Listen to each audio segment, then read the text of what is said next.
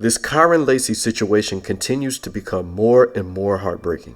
Phrases like innocent until proven guilty and let's wait until the facts come out really ring true in this case, because there was a blatant act of misjustice, and it was so blatant that it cost this young man his future and his life. In order to really get into this, I'm going to first go back and create a timeline of the story that we were initially given from police reports and the media. On December 12, 2024, there was an automobile accident that cost 78-year-old Herman Hall his life. The initial reports that came out stated that Lacy's reckless driving, including speeding and passing in a no-pass zone, caused the accident. Kyren was arrested on January 12, 2025 on charges of negligent homicide and felony hit and run. He turned himself in and was released on bail. Due to his arrest, the NFL withdrew their initial combine offer to Kyren, all but tanking his NFL draft stock. On March 26, 2025, Kyren still participated in his pro day at LSU amid legal allegations. He ran a 4.540 and had a 36-inch vertical among other drills. But on April 12, 2025, 2 days before he was scheduled to appear in front of a grand jury, Kyren Lacy died by a self-inflicted gunshot wound. This was the initial story that we were fed. But on October 4th, Kyren Lacy's persistent lawyer, Matt Ory, presented video evidence that proves Lacy didn't cause the crash and was innocent, based on what the CCTV cameras show. How did we get here? Let's start with the video evidence. Here is a picture of the crash, and this is Kyren Lacy's lime green Dodge Charger pulling up behind, nowhere near it. That is what happened. But police officer Tyler Warner was on the scene. On the body cam footage, he starts off telling a witness to, quote, write exactly what you saw, just make sure to include where you were. The witness agrees. Warner continues, quote, just make sure you add in there that you had to slam on your brakes. You had to slam on your brakes to avoid that Charger, end quote. The witness says, I didn't even skid mark or nothing because I wasn't going that fast. That lady in the back of me, she didn't see what was happening. That's how she caused the wreck. She was gonna run into the back of me. She pulled into the other side, end quote. Warner, but the Charger was coming right at you, correct? That's why you had to slam on the brakes, end quote. What? Okay, let's continue. And then the witness says, quote, head on with me. All right. Warner, quote, head on with you.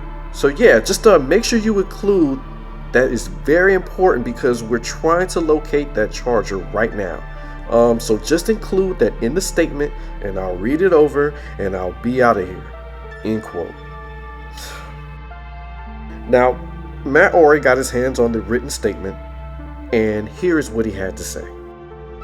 In that video, you can clearly hear the suggestive nature indicating that I need you to say that you had to slam on your brakes and you had to avoid a Charger. Okay, just make sure you add in there that you had to slam on your brakes and the brakes, like, you had to slam on the brakes to avoid that Charger and the brakes locked up to avoid that Charger. But then you hear Gold Truck, the witness who's the Gold Truck, what he says. And he says verbatim. I ain't skid mark or nothing. I wasn't even going for it. That lady in the back of me, she didn't saw what happened. That's how she caused that wreck. She was running in the back of me. She pulled on the other side. And that's not it. I didn't skid marked or nothing because I wasn't even going that fast. That lady in the back of me, she didn't see what's happening. That's how she caused that wreck. She was gonna run into the back of me and she pulled into the other side. But there's a bigger problem. I then obtained the actual written statement. And this is from the Gold Truck. This is the Gold Truck. Now, after the statement we just went through, notice I've obviously redacted names, addresses, and the cell phone number in fairness to the individual who is Gold Truck number one in oncoming traffic. See, the problem with that statement is it is in direct contravention to what was said minutes earlier. It's not written by him. And where it says signed, it's not signed, it's refused. But you see, when I have a witness who is the most critical, and he's telling you, I wasn't traveling fast. We know now that he wasn't. The data shows 2.99 seconds before that he was traveling 28 miles an hour. The data shows that. Now he corroborates that. And he goes on to say, I didn't even make a skid mark. That woman behind me, she caused that accident. And you give me this statement that is refused? I got a problem. I got a problem with that. A big one. What he's saying is she had to avoid hitting him. He specifically stated she caused that accident. But I've got an affidavit for arrest warrant right here.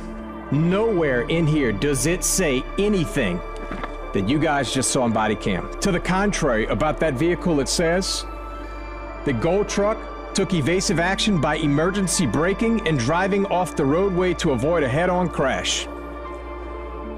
But you just heard he said, I wasn't even going fast. I didn't even skid mark. So what emergency braking are we referring to here? And what the hell was the point of this report? That is complete opposite. I would expect that you'll show this to where they can read what was said versus what was written just minutes earlier. And just make sure you add in there that you had to slam on your brakes, and the brakes, like, you know, you had to slam on the brakes to avoid that charger, and the brakes locked up to avoid that charger. That's... I ain't skid mark or nothing. I wasn't even going for it. That lady in the back of me, she didn't see what was happening. That's how she caused that wreck. She was running in the back of me. She pulled on the other side. And that's not in it. So, but the charger was coming right at you, correct? Right. And that's why you had to slam on your brake, the head on with you. So yeah, just make sure you include that, and that's very important because we're trying to locate this charger right now. So just include that in the statement, and I'll read it over, and then I'll be out of here. Okay? By the way, the body cam wasn't on for this statement. It was turned off before obtaining this statement. And this is what we get back in the file. Kyren Lacy didn't even cause the accident. It was the woman in the gold truck. I'm trying to figure out how Kyren was arrested in the first place, why this video evidence is just now coming out, and why this woman in the gold truck is walking free. But I guess we'll get our answers soon, because the Louisiana Attorney General is going to conduct their own independent investigation of the crash. Kyren Lacy probably felt like there was no way out. I can only imagine his fear and confusion. Imagine your lifelong dream snatched away from you because of something that you were accused of, but didn't do. My heart just breaks for his family, and I hope that they take some kind of defamation legal action. A lot of people jumped the gun on this, and they didn't wait for the facts to come out and call Kyren all kinds of things. I'm sure a lot of apologies that they're receiving now ring hollow, because nothing that is said will bring Kyren back. Nothing. Rest in peace to Kyren Lacy, and long live K2.